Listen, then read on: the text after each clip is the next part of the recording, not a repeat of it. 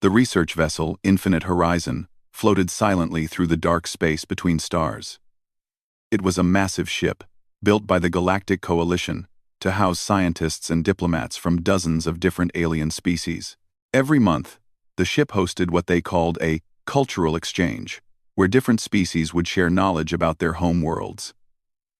Tonight was Earth's turn. Commander Maria Santos stood near the entrance of the main auditorium and watched as aliens of all shapes and sizes found their seats. She had been in space for 15 years now, serving as a bridge between humanity and the wider galaxy. She had seen things that would have seemed impossible when she was a little girl growing up in Arizona. But some things never changed. Humans were still the new kids in the galaxy, and everyone still looked at them like they were strange and slightly dangerous animals. "Quite the crowd tonight," said Dr. Howard Grant, stepping up beside her.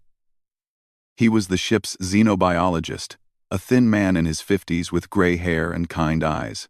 His job was to study alien life forms and help humans understand the countless species they now shared the galaxy with.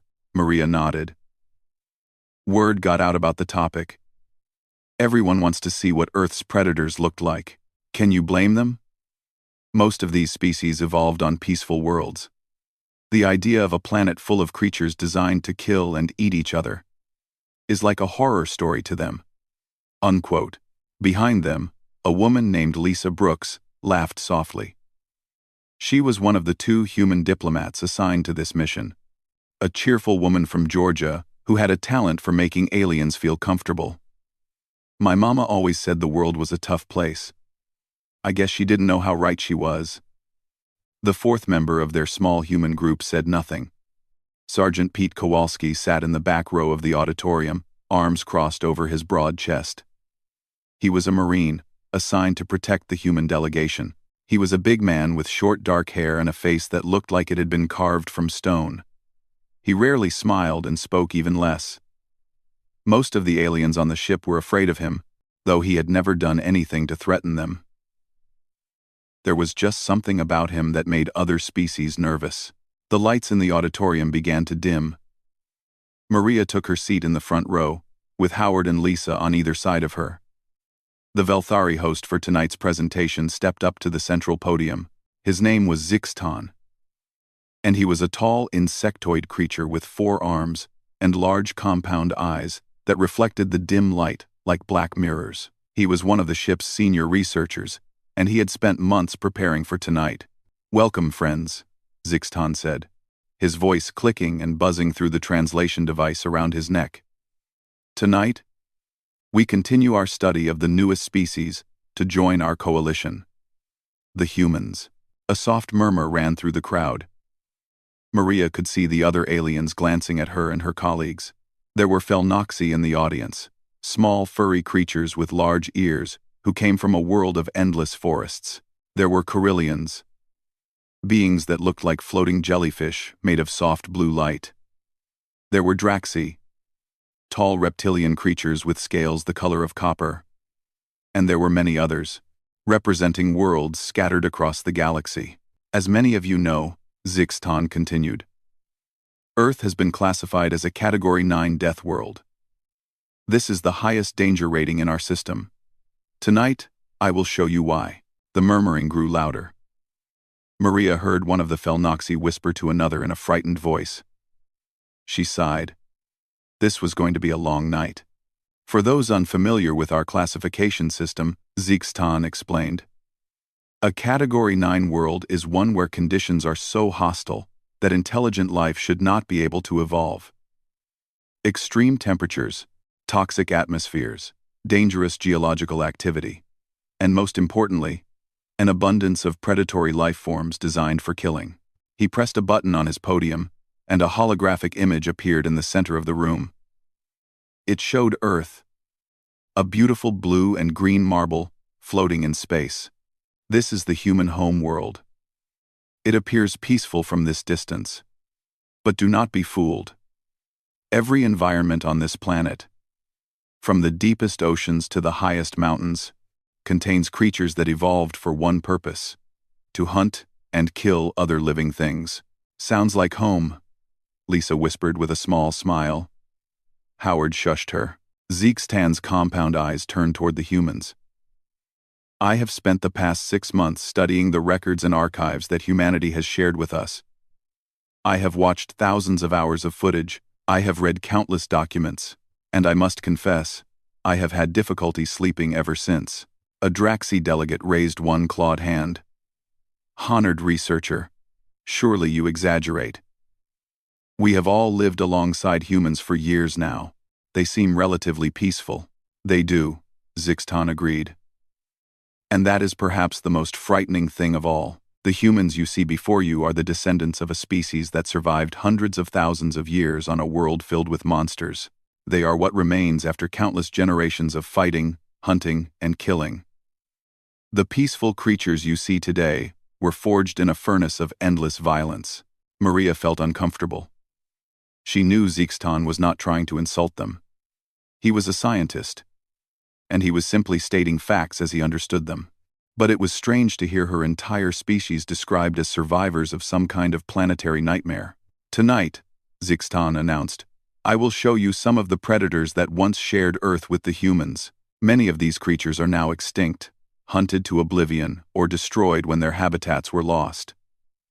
But the recordings remain, and I warn you, what you are about to see may be disturbing. He looked around the room, his compound eyes taking in every face. I ask that you remain calm. Remember, these creatures are no longer alive. They cannot hurt you. They are merely images on a screen. But I wanted to give you this warning because I have shown this presentation to other researchers, and several of them required medical attention afterward. The room went very quiet. In the back row, Pete Kowalski shifted slightly in his seat. It was the first time he had moved since sitting down. No one noticed. Maria took a deep breath.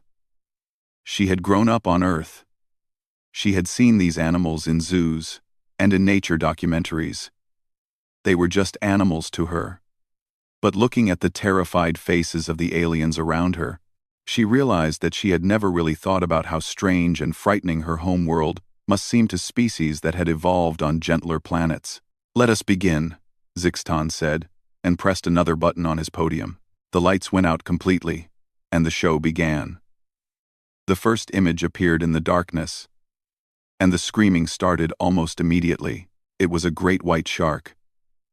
The holographic projection showed the massive creature swimming through deep blue water, its body cutting through the ocean like a knife through soft bread. Then it opened its mouth. Row after row of triangular teeth filled the screen, each one sharp enough to cut through bone. The shark's black eyes stared out at the audience, with cold, empty hunger. A Felnoxi ambassador named Trill fell out of her hovering chair and hit the floor with a soft thump. Two of her colleagues rushed to help her up, their large ears flat against their heads in terror. A Carillion delegate had turned from soft blue to pale white, its jellyfish-like body trembling in the air. This, Zixtan narrated, his voice steady despite the chaos around him, is what humans called a great white shark. It lived in Earth's oceans. It could grow to 6 meters in length and weigh over 2,000 kilograms. By the stars, someone whispered in the darkness. The great white shark could detect a single drop of blood in the water from over 3 kilometers away. It possessed approximately 300 teeth, arranged in multiple rows. When one tooth was lost, another would move forward to replace it.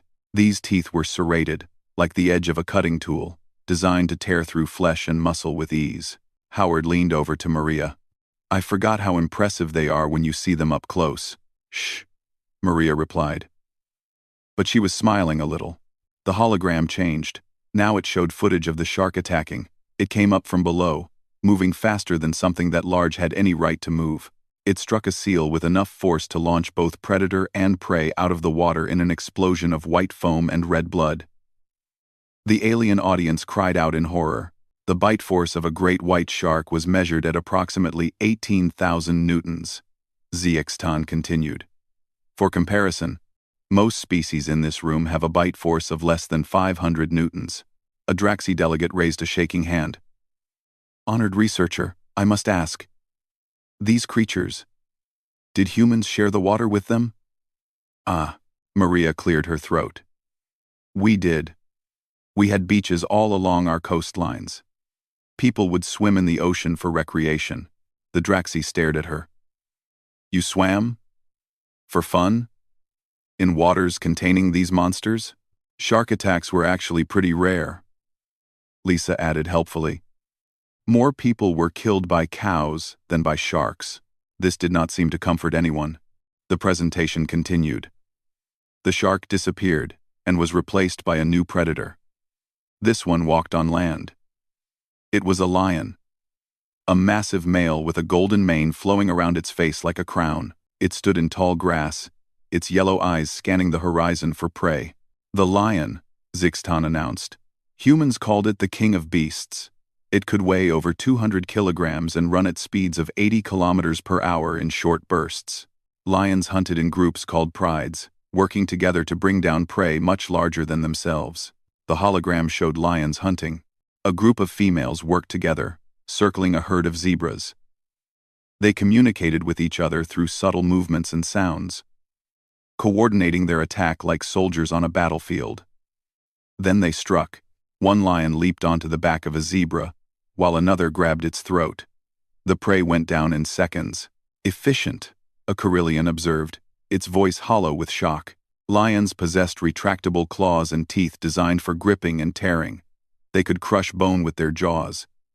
And they were intelligent, capable of learning and adapting their hunting strategies. The lion was replaced by a tiger, then a leopard, then a cheetah. Each predator brought fresh gasps and cries from the audience. The cheetah's incredible speed left several aliens speechless. The leopard's ability to climb trees while carrying prey twice its weight caused one delegate to ask for a break. But Zixtan pressed on. Now we come to the wolves, he said. The hologram showed a pack of gray wolves moving through a snowy forest. They were beautiful animals, with thick fur and intelligent eyes. But there was something in the way they moved that made them seem dangerous, like they were always hunting, even when they were just walking. Wolves hunted in coordinated packs, Zixtan explained. They could communicate with each other through sounds and body language. They would chase prey for many kilometers, working in shifts, never letting their target rest. When the prey was exhausted, they would close in for the kill. Persistence hunting, Howard said, loud enough for others to hear. Humans did the same thing, actually. We would chase animals until they collapsed from exhaustion. Every alien in the room turned to look at him. You hunted like wolves? The Felnoxi ambassador asked, her voice barely a whisper. We hunted with wolves eventually. We domesticated them, turned them into dogs. They're our pets now. The silence that followed was absolute. You took these pack-hunting predators, Zixtan said slowly, and made them into companions? Man's best friend, Lisa said with a smile. They sleep in our beds now. We put little sweaters on them in winter. A Draxi delegate stood up abruptly. I need air. This is too much. Several other aliens followed him out of the room. Those who remained looked pale and shaken, but they stayed in their seats. They wanted to see what came next, even though they were afraid. Zixtan waited until the doors closed behind the departing aliens. Then he took a deep breath through his breathing holes. We have seen predators of the ocean and predators of the land, he said. We have seen hunters that work alone and hunters that work in groups. But now, we come to something different, something that lived on Earth for millions of years before humans appeared. Something that many human scientists believe was the most efficient killing machine ever to walk their planet. The hologram changed. A crocodile appeared. It lay half-submerged in murky water, only its eyes and nostrils visible above the surface. It looked like a log. It looked harmless. Then it moved. The crocodile exploded out of the water with terrifying speed. Its jaws opened wide, revealing rows of cone-shaped teeth. It grabbed an animal that had come to drink at the water's edge and dragged it under in less than a second. The water churned and turned red. Several aliens started crying. In the back row, Pete Kowalski sat up a little straighter. He looked at the holographic crocodile with what might have been interest. Then he did something unusual. He smiled. The crocodile footage ended. But the fear in the room did not fade. If anything, It grew stronger. The aliens who remained in their seats were gripping their armrests so tightly that some of them were leaving marks. The Carillion delegates had clustered together in a corner, their jellyfish-like bodies pulsing with anxious light. The Felnoxi were huddled in small groups, their ears twitching at every sound. Zixtan stood at his podium, studying his notes. He seemed to be gathering his courage. After a moment, he looked up at the audience. "Before we continue," he said, "I want to share some context. The predators I have shown you so far were dangerous, yes. But they were also, in their own way, specialized. The shark ruled the ocean. The lion ruled the grasslands. The wolf ruled the northern forests. Each predator had its place, its role in the ecosystem." He paused. "What I am about to show you is different. This predator was not specialized. It could live almost anywhere. It could eat almost anything. It was strong enough to kill the largest prey, and fast enough to catch the smallest. It could climb trees, swim through rivers, and survive in temperatures that would kill most other creatures. Human scientists called it one of the most adaptable and dangerous land predators on their planet." The hologram flickered and changed. A grizzly bear appeared. It was standing on its hind legs, which made it tower over the camera. Its fur was thick and brown, covering a body of pure muscle. Its paws were massive, each one tipped with claws that looked like curved knives. Its face was broad and powerful, with small dark eyes that seemed to hold an ancient intelligence. "The grizzly bear," Zixtan announced. "Adult males could weigh over 600 kilograms. When standing upright, they could reach heights of 3 meters or more. They could run at speeds of 56 kilometers per hour, faster than many prey animals. And they possessed claws capable of tearing through materials that would stop most cutting tools." The hologram showed the bear walking through a forest. It moved with a kind of rolling grace, its huge body flowing over fallen logs and around trees with surprising ease. Then it stopped. It had smelled something. It lifted its massive head and sniffed the air. "Bears had an extremely developed sense of smell," Zixtan continued. "They could detect food from many kilometers away. Once they found what they were looking for, very little could stop them from taking it." The footage changed to show a grizzly bear catching salmon in a river. The bear stood in rushing water, watching the fish jump upstream. Then its paw flashed out, faster than something that large should be able to move. A fish flew through the air and landed on the bank. The bear had caught it like it was nothing. "Impressive reflexes," a Draxi delegate muttered. "Indeed." Zixtan agreed. "But what makes the grizzly bear truly terrifying is not its speed, or its strength, or its senses. It is its aggression. Unlike some predators that will avoid conflict when possible, the grizzly bear was known to attack anything it perceived as a threat, including humans." The hologram showed footage of a bear charging. It came out of nowhere, a brown blur of fur and muscle and rage. The camera shook violently, suggesting that whoever was filming was running for their life. "Surely," the Felnoxi ambassador said, her voice shaking, "surely humans stayed far away from these creatures." Maria shifted in her seat. She had been hoping someone would ask. "Actually, no. Humans regularly entered bear territory. For hiking, camping, fishing, recreation, mostly." The aliens stared at her. "My grandfather used to camp in bear country every summer," Lisa added. "He said it built character. He never had any problems. Well, one time a bear got into his cooler and ate all his hot dogs. But that's about it." "Your grandfather deliberately chose to sleep in an area containing these monsters?" Zixtan asked. "Lots of people did. Still do. There are national parks where bears live, and humans visit them by the millions every year. Families with children, elderly people, just regular folks who want to see some nature." A Carillion delegate made a sound that might have been a laugh or might have been a sob. "You take your young to places with apex predators? For enjoyment?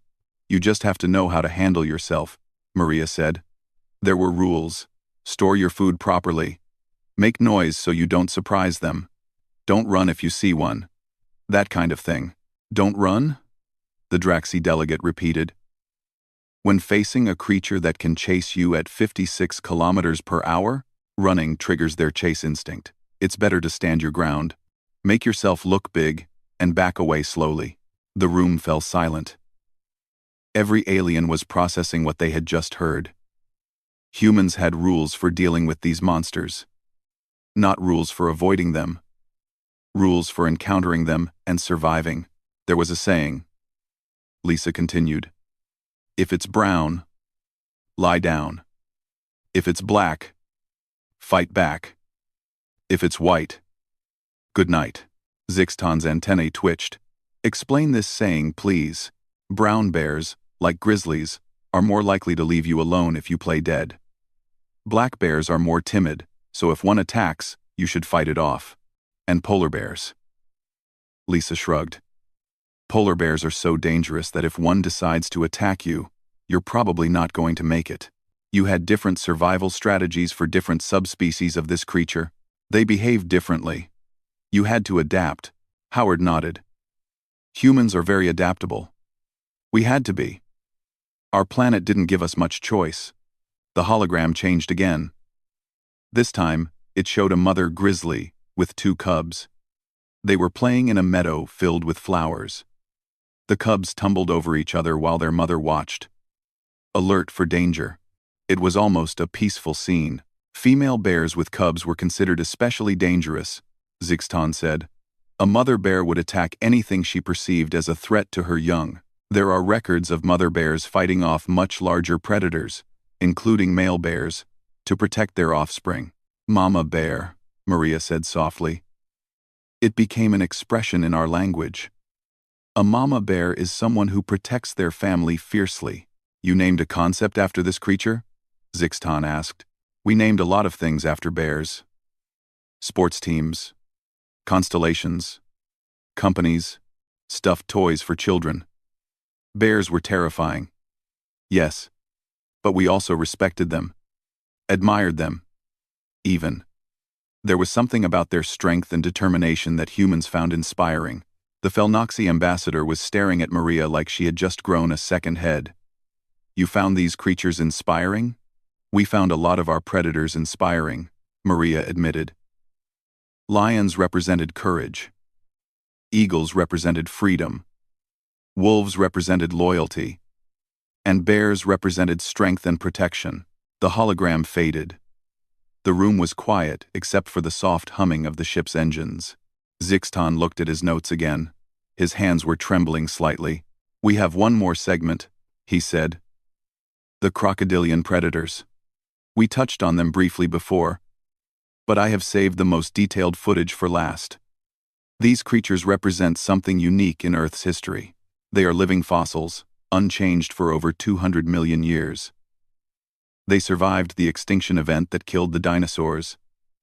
They survived ice ages and floods, and countless other disasters. They are, in many ways, the perfect predators. He looked at the humans. I suspect you will have something to say about them as well.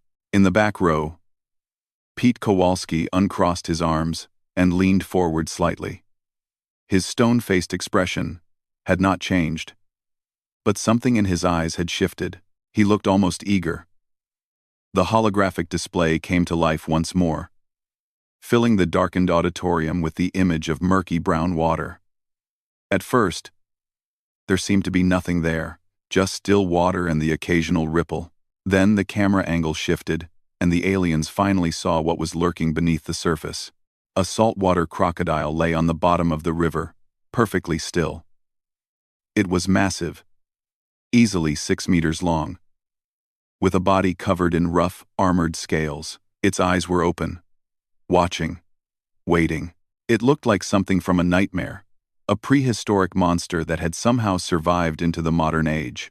The saltwater crocodile, Zixton announced, his voice heavy with dread. The largest reptilian predator on Earth. Adult males could grow to 7 meters in length and weigh over 1,000 kilograms. They were found throughout Southeast Asia, Australia, and surrounding waters. The hologram showed the crocodile from different angles. Its snout was long and filled with teeth. Its tail was thick and powerful. capable of propelling the creature through water at frightening speeds. Its claws were short but strong, designed for gripping prey and dragging it underwater. This species existed in essentially the same form for over 200 million years, Zixtan continued. It survived the asteroid impact that killed the dinosaurs. It survived ice ages, volcanic eruptions, and countless other extinction events. While other species evolved and changed and died, the crocodile remained, because it was already perfect. It did not need to change. It was already the ultimate killing machine. A Draxi delegate shifted nervously. How did it hunt? Patience, Zixtan replied. The crocodile was an ambush predator. It would wait in shallow water, near places where other animals came to drink. It could remain perfectly still for hours, even days, waiting for the right moment. Then, when prey approached, the hologram showed a wildebeest walking to the edge of a river. It lowered its head to drink. The water was calm. Everything seemed safe. Then the crocodile exploded from the river. It happened so fast that the aliens in the audience could barely follow it. One moment, the crocodile was hidden beneath the water. The next, it was launching itself forward, jaws opening wide. It grabbed the wildebeest by the head and dragged it into the river in less than 2 seconds. The water churned and frothed as the crocodile began to roll, spinning its body to tear chunks of flesh from its prey. Several aliens screamed.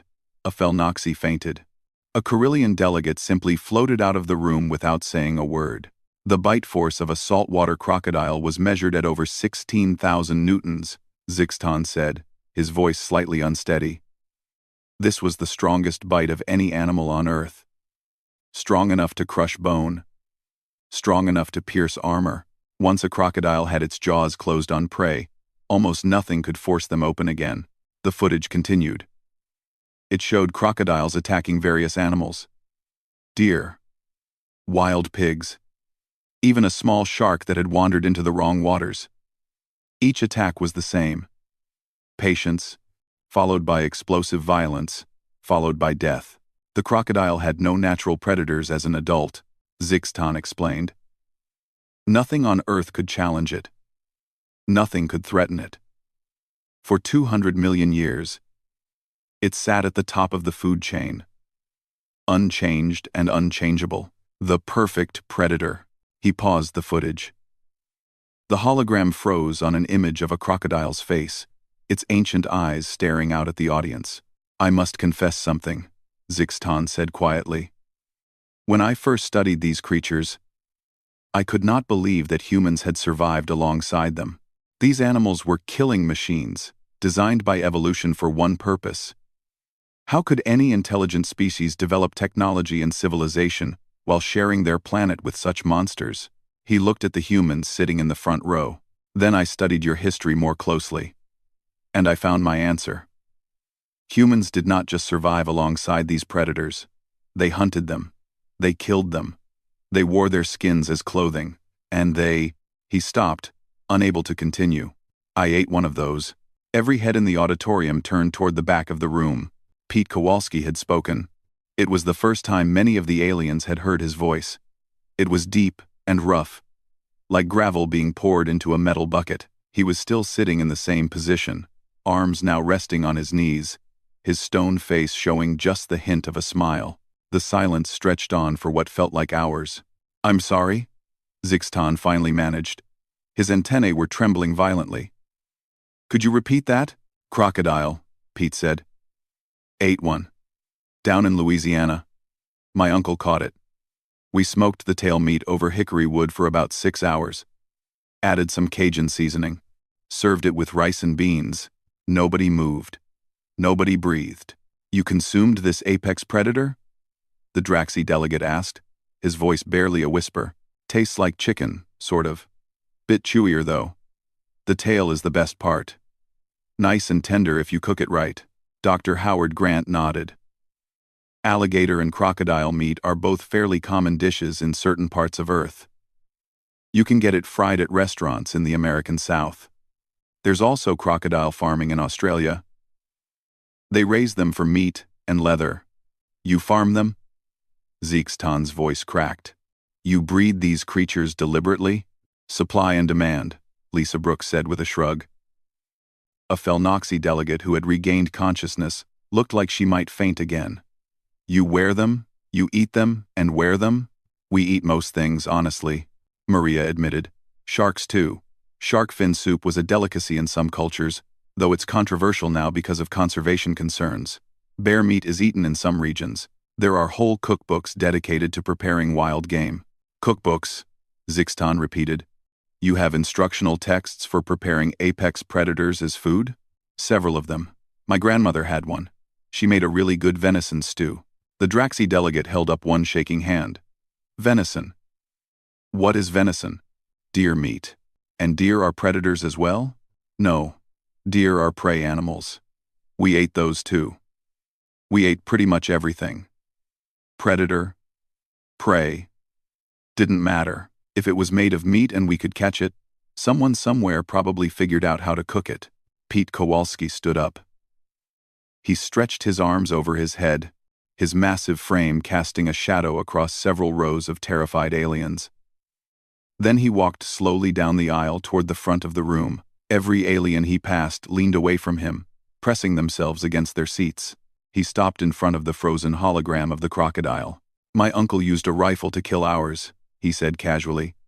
But back in the old days, people used to hunt them with spears. Can you imagine? Just a sharpened stick between you and that. He gestured at the crocodile's massive jaws. Humans are crazy, when you think about it. He looked at Zeekstan.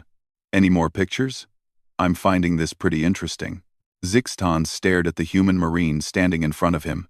This creature, this apex predator from a death world, was looking at images of the most dangerous animals in Earth's history and calling it interesting. Like it was entertainment. Like it was fun. The Velthari researcher realized he had made a terrible mistake. He had thought this presentation would help the Coalition understand humans better. Instead, it had only revealed how little they truly knew, and how much they should fear. I believe we should take a short break, Zixtan managed. Sure thing, Pete said. He turned and walked back to his seat, moving with the easy grace of a predator, completely comfortable in its own skin. The lights came up. Nobody moved. The break lasted much longer than expected.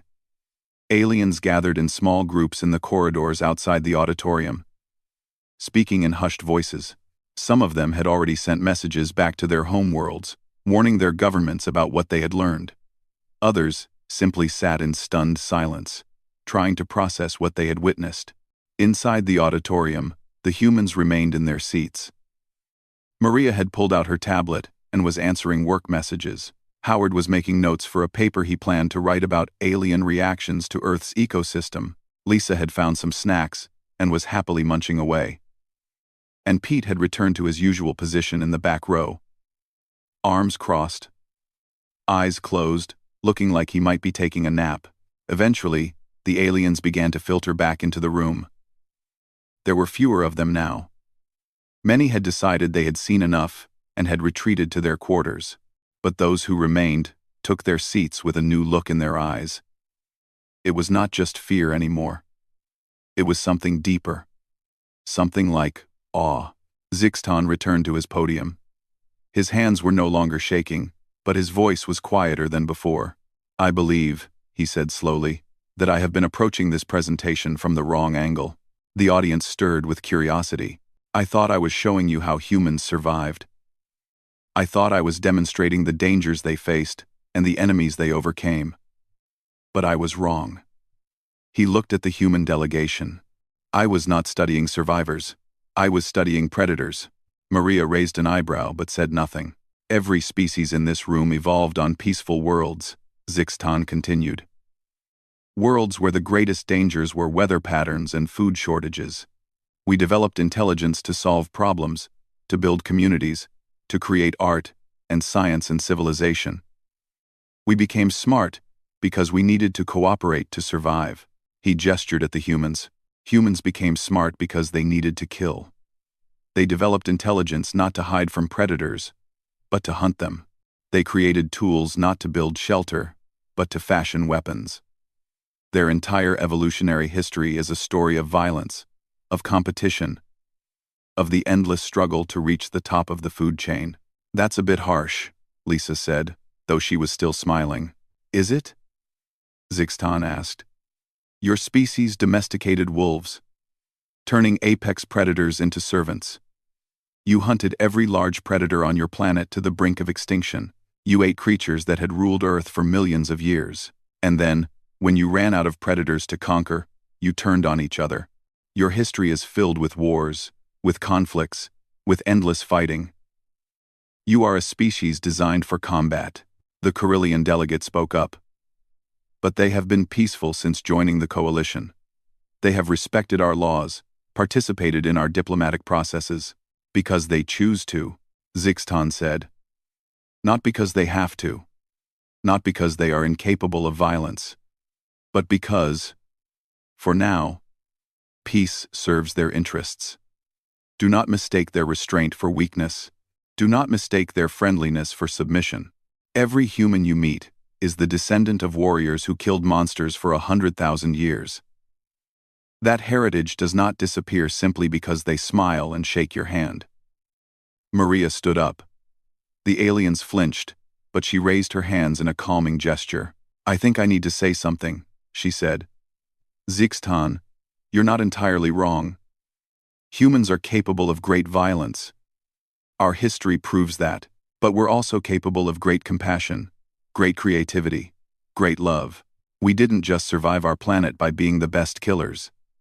We survived by working together, by taking care of each other, by building communities that could face challenges no individual could handle alone. She looked around the room at the frightened faces of the alien delegates. Yes, my ancestors hunted predators. Yes, we ate things that would give you nightmares. But we also wrote poetry about the beauty of nature. We painted pictures of the animals we respected. We created laws to protect species from extinction, sometimes at great cost to ourselves. Humans are complicated. We contain both the predator and the protector, the warrior and the healer, the destroyer and the creator. Which one are you? A Felnoxi delegate asked in a small voice. Maria smiled. Today?